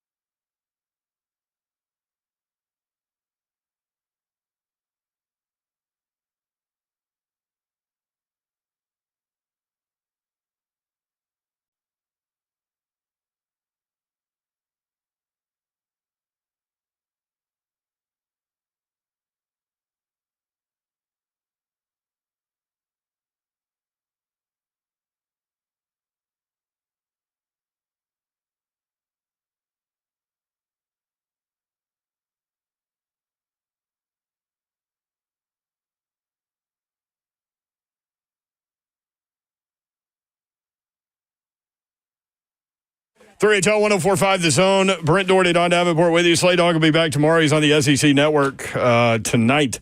35 years ago today, Buster Douglas shocked the world by taking down Mike Tyson.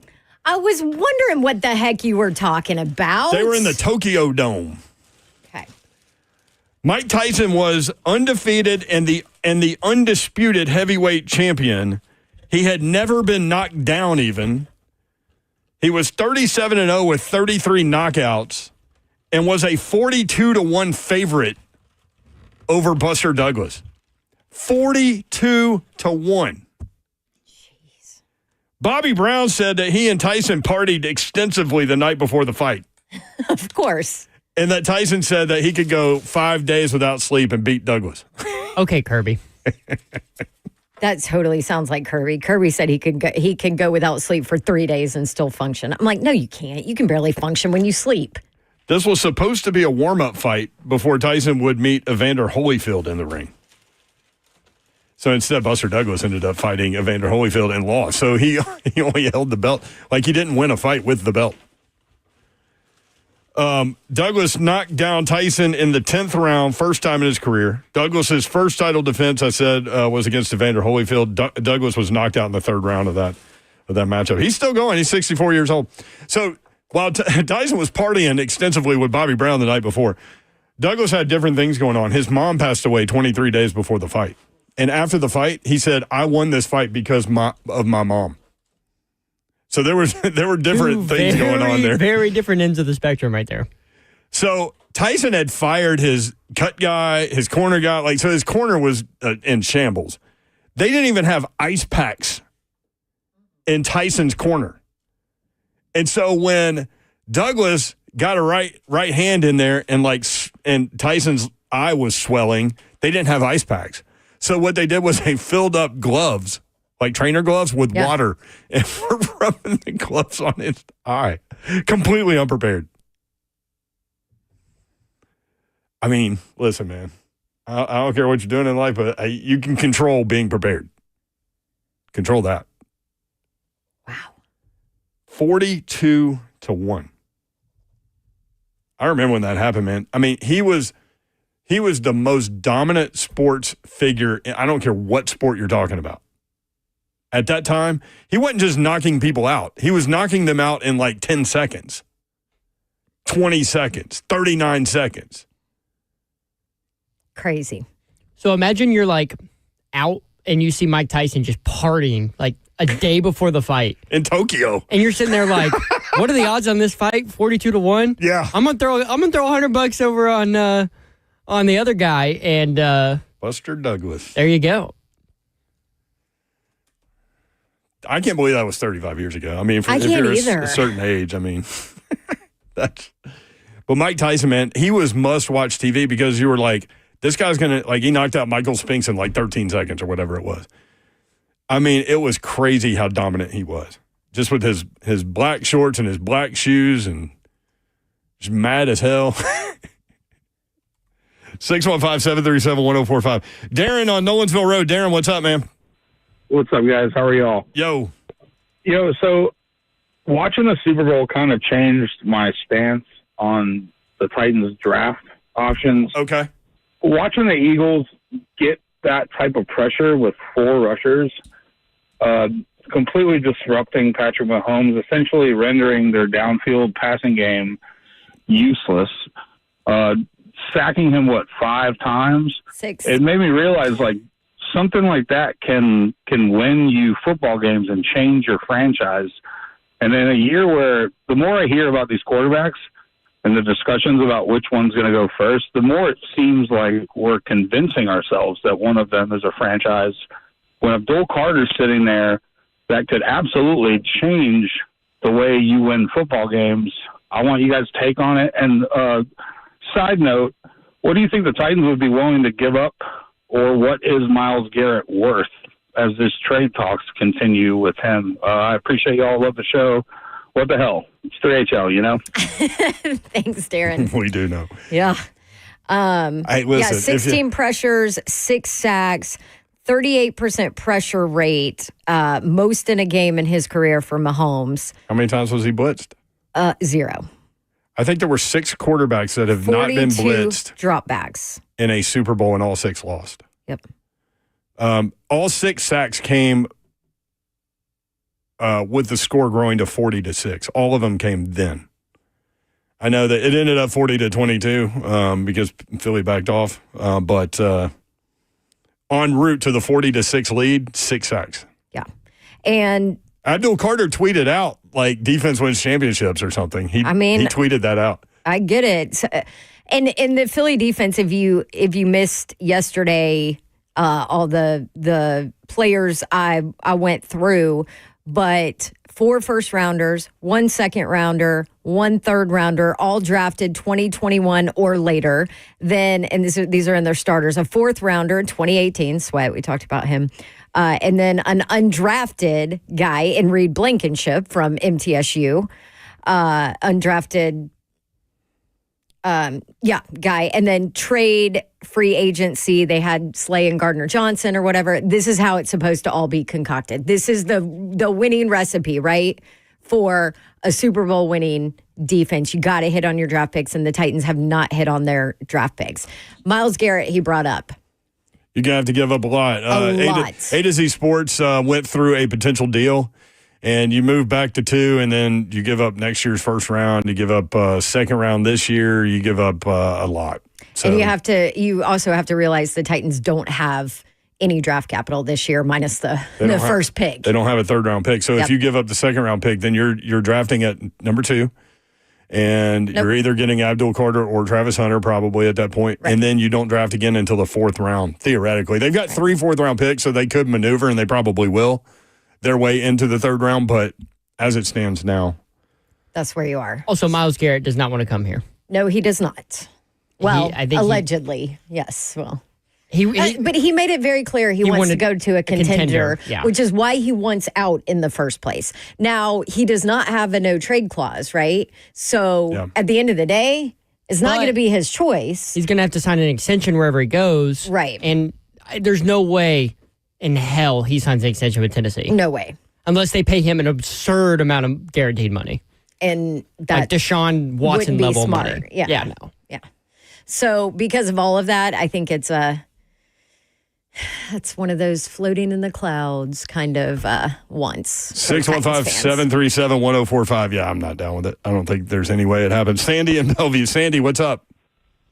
Hi, Brent. I have a question for you. Hopefully you and Don can settle an argument for us. Okay. We were having a discussion over the weekend of the best announcers. We tied with Munson and John Ward and Eli Gold coming in 3rd. If the 2 of you could rank those 3 and let us know your thoughts on that, we greatly appreciate it. And I'll hang up and listen. Thank you very much. Appreciate the call, We know John Sandy. Ward's going to be number 1 for mayor over there. That's why I wanted to be in broadcasting. Yep. John Ward, number 1. Yeah. Larry Munson, number 2 for me. I would listen to Larry Munson do Georgia games, and I don't like Georgia. I would put Larry Munson first, but I also didn't grow up listening to Ward. So. And then Eli Gold 3rd for me. Out of those 3. He would be 3rd for me, too. That's always a question that usually comes up in the summer. But yeah. Our favorite broadcaster, though, is Jim Nantz. Of course. Without question. He's number 1. Kevin Harlan probably 2. Oh, man, he's good. I have a litany of From them. a radio standpoint, Kevin Harlan is so dang good. Just paints the picture for you. That was a fun Radio Row conversation, which you can get where you get your 3HL podcast. If you haven't gotten the 3HL podcast, rate, review, subscribe. Make sure you get that done. 1045thezone.com or where you get your podcast. Also, check out the 1045 The Zone YouTube page for any of the things that we were able to get done down at Radio Row. And we would appreciate that. 615-737-1045. Remember, we're out at 5:30 today because Tennessee, Kentucky basketball. Vol Network coverage begins there. We'll be right back. 3HL 1045 The Zone.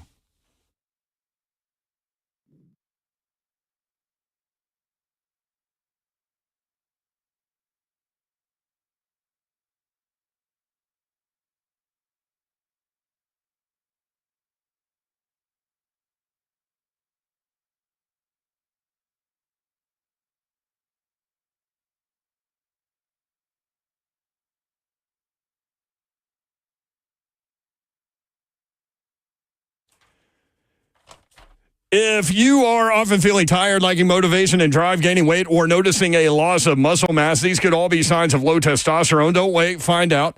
At Low T Center, they make it easy to get your levels checked. It's just a simple test, and with their on-site lab, you'll get results back right there. Low T Center, not a typical doctor's office. Their physicians specialize in treating low T with testosterone replacement therapy, or TRT, for each patient. The experts at Low T Center have more than a decade of experience helping patients, and super important, their personal treatment plans are optimized for each patient. These are not just basic standard treatments. For current patients, Low T Center offering a $150 referral credit for each new patient that you refer. And at Low T Center, you can also get your health evaluated for treatment with prescription GLP-1 weight loss medications. So go back to being your best. Go to lowtcenter.com to book your appointment today. That's lowtcenter.com. Low T Center, reinventing men's healthcare. All right, I want to tell you about Xfinity Internet, right? Because this basically makes my life so much easier because I never have issues with my internet going out. I get the speed I want at the cost I want. And guess what? You can do the same. You know what you want? You only want to buy what you need to keep you connected. And Xfinity Internet comes with a variety of speeds to choose from. And I'm talking 200 megabits per second, up to 400, 800, 1 gigabit per second, and even up to 1.2 gigabits per second, which is called Gigabit Extra. So all of your services working all together in your home, reliable speeds on all of your devices. If you have little ones or you have work from homers or you just like to shop online like I do sometimes, make sure you have Xfinity Internet so that you can get the speed you need at a great price. Stay connected on the go with over 20 million secure Xfinity Wi-Fi hotspots nationwide as well. And Xfinity delivers gig speeds to more homes than anybody. Get ready to do even more on your devices with gig speeds. Just go to Xfinity.com/10G, call 1-800-XFINITY, or stop by and visit a store today.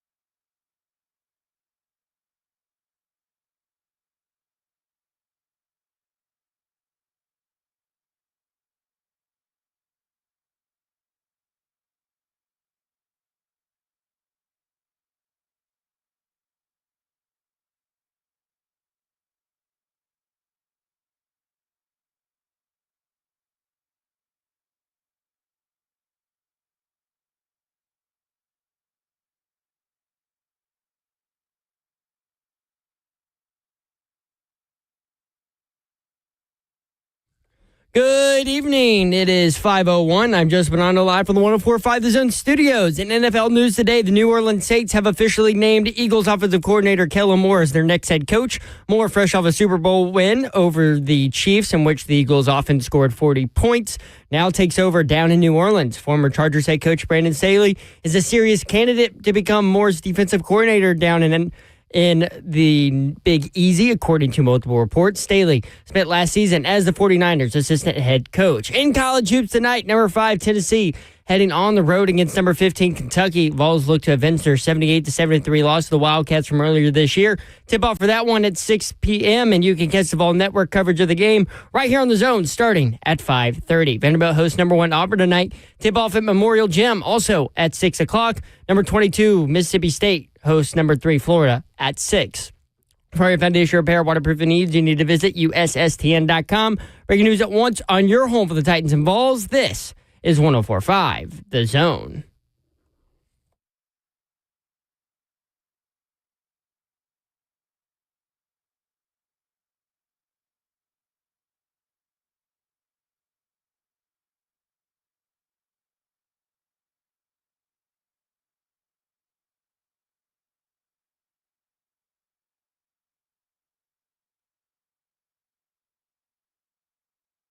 HL 104.5 The Zone. Brent Doherty with you on a beautifully rainy and trafficy Monday evening in the Music City. I'm going to head out of here in just a minute.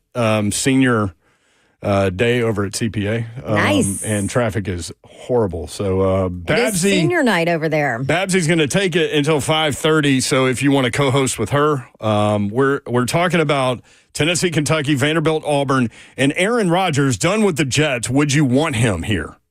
615-737-1045, 615-737-1045. Way to blow it all. Way to blow it all up before you walk out the door, man. Babsy Davenport is here. What up?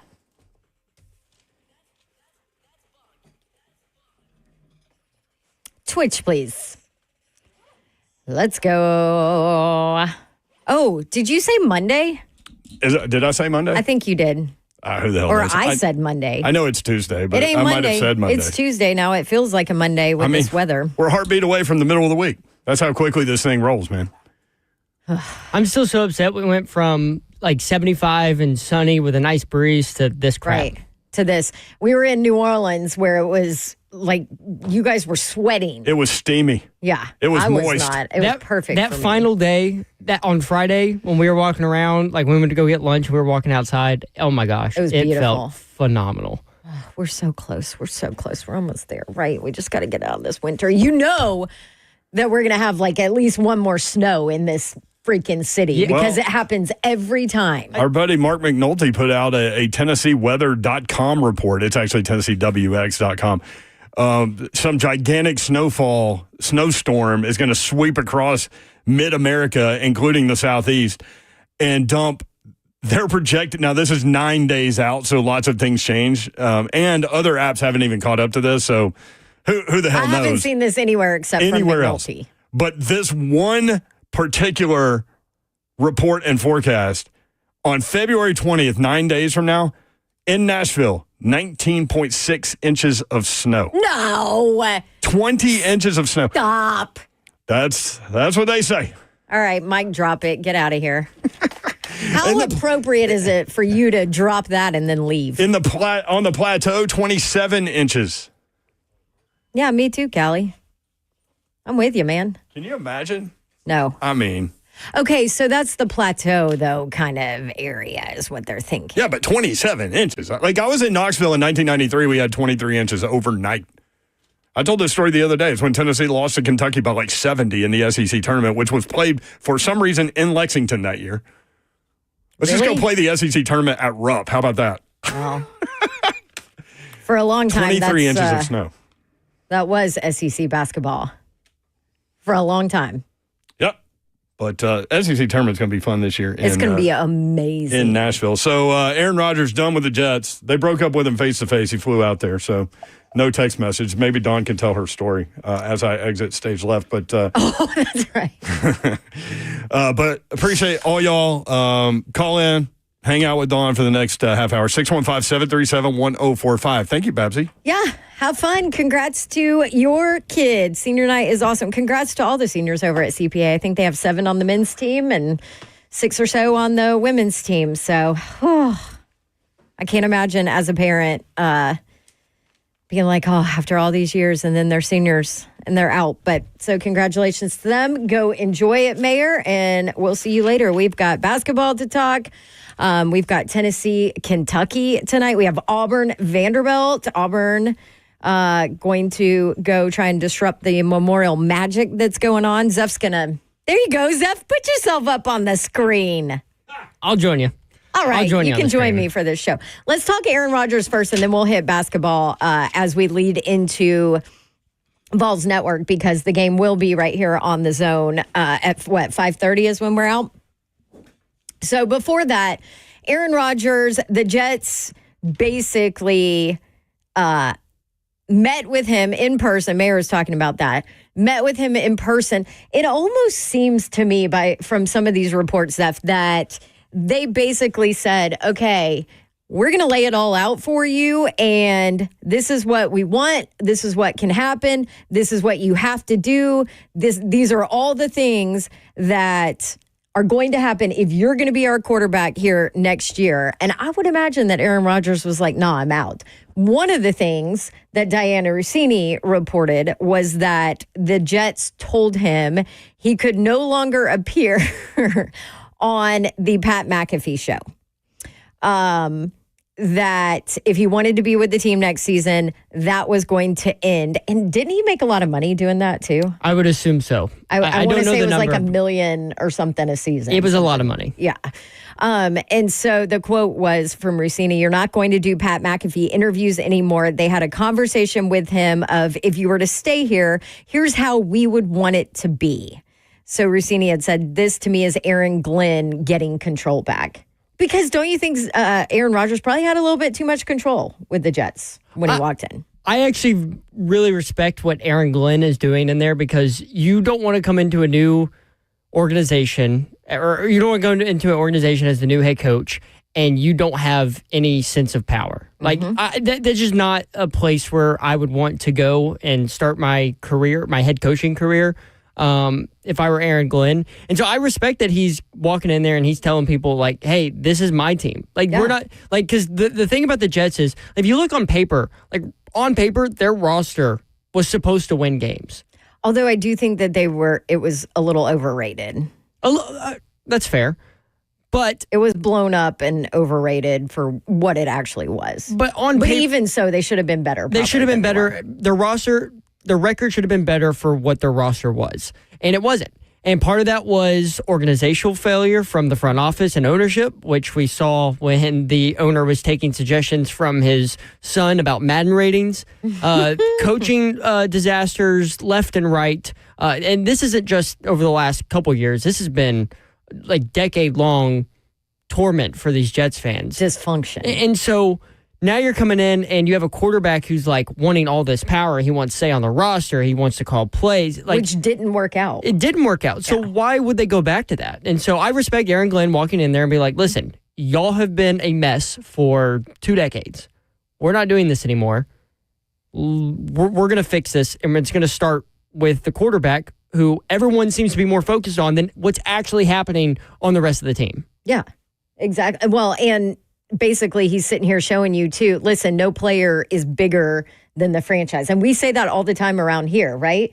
Nobody on this radio station is bigger than the call letters. Like, it's the 104.5 The Zone is the big, like, the Jets, no player is bigger than the team and the franchise. And that's exactly what Aaron Glenn is doing. So now this leads to the conversation. Do me a favor. Will you look up some numbers that people are throwing out of what Aaron Rodgers would demand payment-wise? You would hope that you could get him at like a discounted rate. But if you're a Titans fan, I feel like there's so many Titans fans that are out on Aaron Rodgers, but want to hear what your thoughts are. I'm kind of in the middle here. Zeph, go ahead. You are where on Aaron Rodgers? There you go. That's where Zeph is. All right, let's check in with some of you. Hey, so because I'm not in the go seat, I can't pull up these callers. You got it, Zeph. Let's start with Sean in Smyrna. Wants to talk to Aaron Rodgers. Hey, Sean, how are you? I'm good. How you doing, Babs? I'm good. So in regards to Aaron Rodgers coming to Tennessee, possibly, I'm not out on Aaron Rodgers as far as his personal performance goes. With a decent O-line that we need to address, I think he could still put up numbers. However, I know he's not everybody's cup of tea at the same time. And piggyback off what y'all said in regards to the Pat McAfee show, I wonder how our organization would feel about that and what his demands would be. And second-year head coach Callahan, trying to, have more control of the team and how he would feel about that too. Yeah. Sean, that's a good point. I think this organization would not be all about Pat McAfee and all that comes with that part of Aaron Rodgers. Absolutely. I agree with you on that. I'll say this, though, about Callie. Here's my thought. Callahan has to win. And I know that as a whole, maybe this roster isn't in the best spot. I don't think it's dismal, but it's certainly not, ready to fill a piece here and there, and you're going to go, contend for a Super Bowl. But Callie needs to win because last year was a disaster.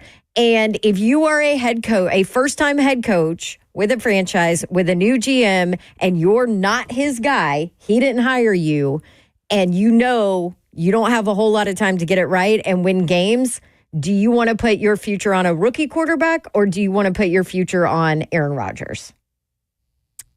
Yeah, especially, what's he, 40 years old? 41? 41.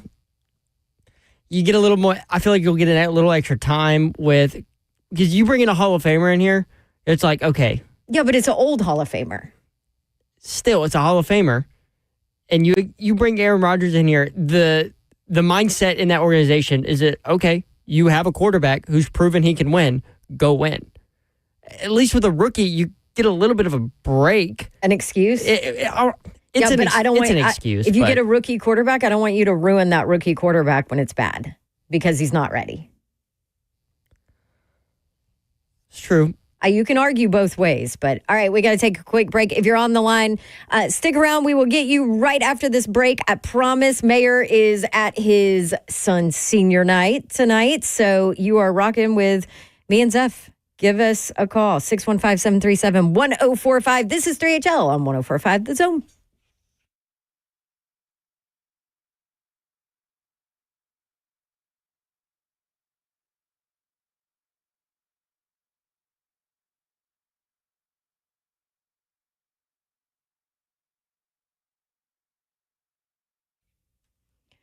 All right, Pella Windows and Doors of Nashville. Want to tell you about the deal that they have going on for February. The Dawn deal for February. I always want to take care of y'all. 47% off qualifying installations and no interest if paid in full within 12 months. No payments due. How about that? Pella Windows and Doors of Nashville wants to take care of you. They've taken care of me and my rental property and my home. And actually, I just scheduled with my guy Johnny for them to come out and measure another door that is now stuck and locked and I can't even open it anymore, and we need a new door because it's completely warped, and Pella Windows and Doors of Nashville is going to come on out and take care of it. They've been the best to work with, and as a company, Pella turns 100 years old this year, so you can trust them. They've been around forever, family oriented, family first. From corporate all the way down to Pella Windows and Doors of Nashville. And they have lifetime warranties on their products. And then Pella Windows and Doors of Nashville backs their work up with an extra warranty, 10-year labor warranty, which is leading in the industry. So call them, ask them about the Dawn deal, 615-249-1910. If you don't want to talk to anybody, you just want to schedule your consultation online, I feel you. That's how I roll. Schedule a free consultation and check out the offers, PellaNashville.com.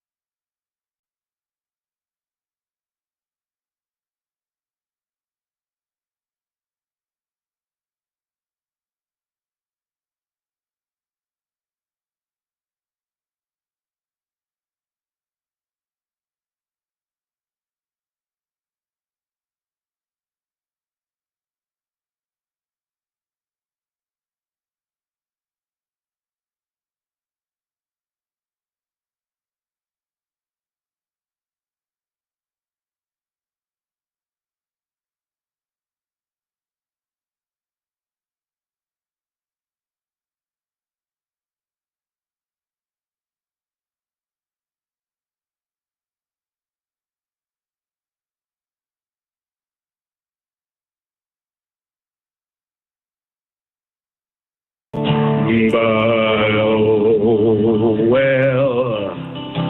well, what the hell? Come on. It's 3HL. Come on, yeah. Here we go. It's our new theme song.